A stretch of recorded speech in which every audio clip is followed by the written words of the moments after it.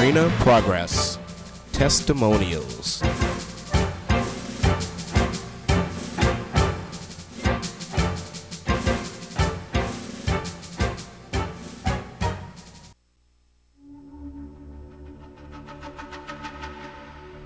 Hello, my name is Rose.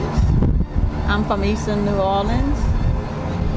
Well, at the beginning, Sunday morning, we evacuated. My mother and I and two nieces. We evacuated around 12 o'clock, got in the contraflow to Baton Rouge. We were in that contraflow for hours and hours.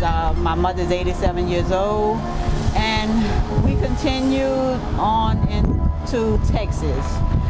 That's where we were headed. It was quite a ride, 18 hours, quite devastating. Because between that long hour drive, not once did my mother complain. I mean, when you have someone of that age riding for such a long time, all she did was cross her hands and prayed and said everything would be fine. When we arrived in Texas, I had made reservations at a hotel. But when we arrived there wasn't any room. So we had to go like 50 miles outside of Houston to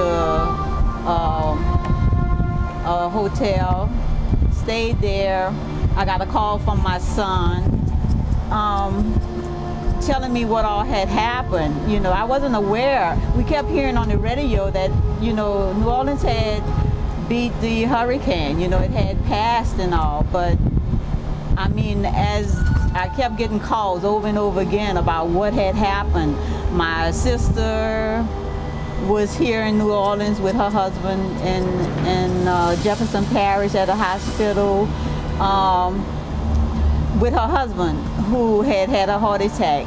Then I got a call from my niece stating that my sister was rushed to the emergency room. So in between the hurricane and what's going on and trying to find out what's going on with your family members who were still here and trying to find out did everyone make it out. I had one brother who was left at home.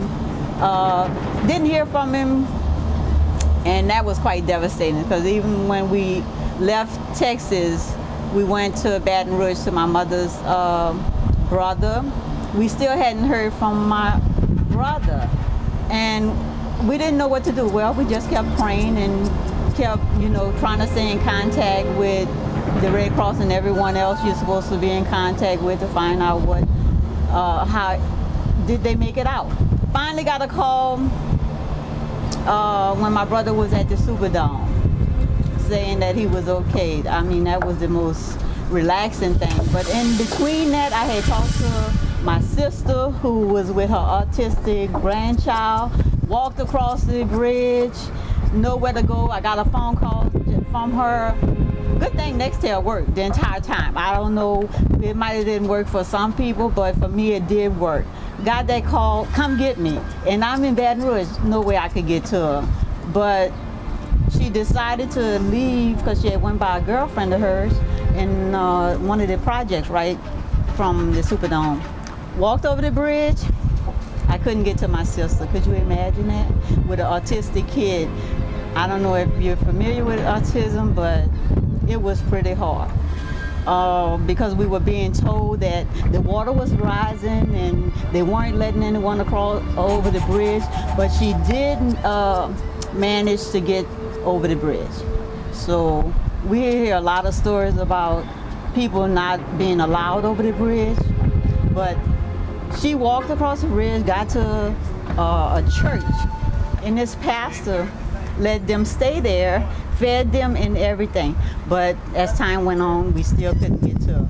She then went to Houston. So here we trying to get my family members out of New Orleans, or trying to get to New Orleans, but in the meantime, they're being evacuated to Texas. So I had been to Texas, had to go back to Texas to get my sister from the Astrodome. So I had quite a time.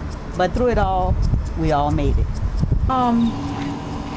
It's been a great ordeal, but through it all, I think as far as the community and my job and family members helping, it's about as well as could be expected.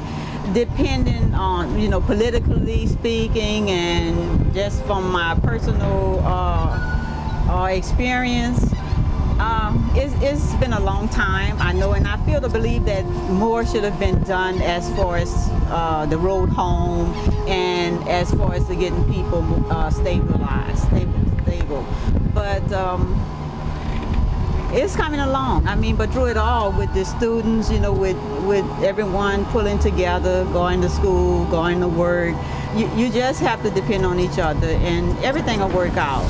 But as far as the organizations and the schools and the help is there from every organization. It's just a matter of getting it expedited to the people.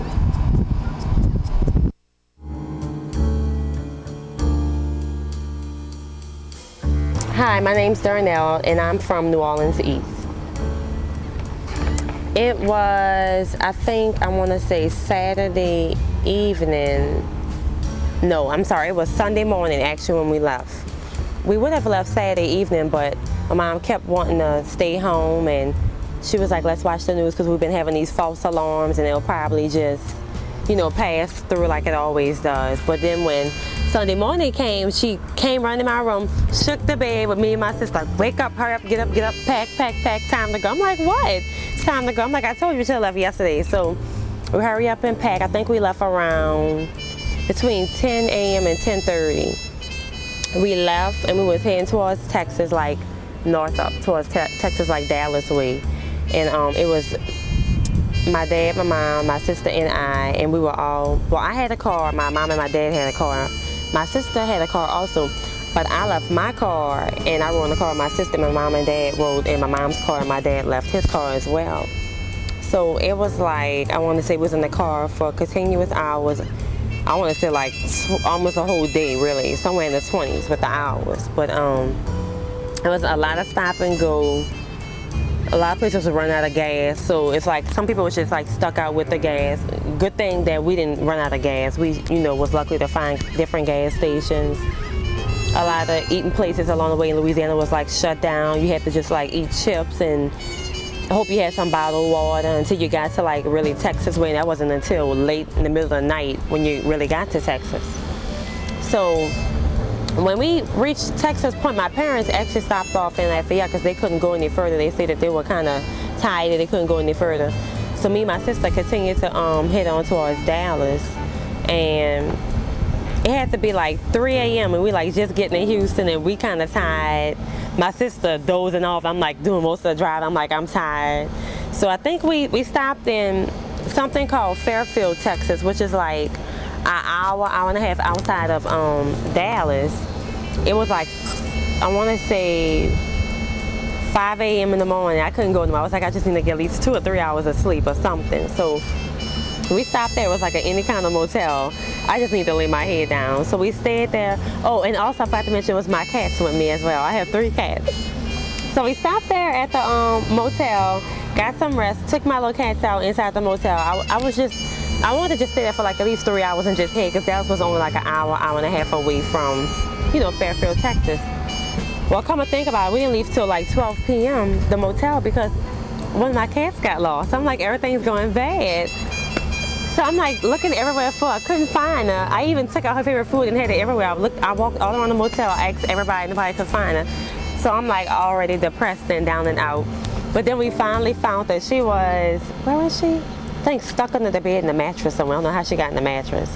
But we found the checkout time was actually at 12 p.m. But good thing we found about like 11:55. I was kind of mad with her, but I was too tired to be mad and hungry. So we took our little pets with us and left around 12. Got to Dallas around 2:30 because we kind of got lost in Dallas because we knew where we was going. So we got there the next day, like I said, around 2:30 p.m. Stayed by my cousin's house for about a week, and then actually stayed in a hotel out there in Dallas. And that's what basically happened. Things for me now after Katrina, I would say, I think are going well for me. Kind of made me grow up and mature a little bit more because I now actually have my own place. Didn't have it before. I was staying with my parents. So it's like I have my own bills and even have a better job. So it's like responsibility is all on me. Before, you know, I was working, but I kind of still was depending on my parents, but now it just made me grow up a little bit more. But the only thing I do miss is my home. It still isn't fixed yet. It's just gutted out, which is in New Orleans East. My parents are staying in River Ridge. I'm staying on the West Bank, but eventually I'll probably move to Metairie, closer towards my mom, and then eventually she should be moving back in her house. She's getting it fixed. Even though she wants us to come stay back with her, but I think I'm gonna stay, you know, on my own and just stay trying to mature and get a little older and handle the bills. But it's, you know, it's coming along. New Orleans East is moving along slowly, but it's moving. It's a slow process. You know, as you can see around that school, you know, things still aren't the same. We're, you know, having school out of trailers and everything, but we still making it.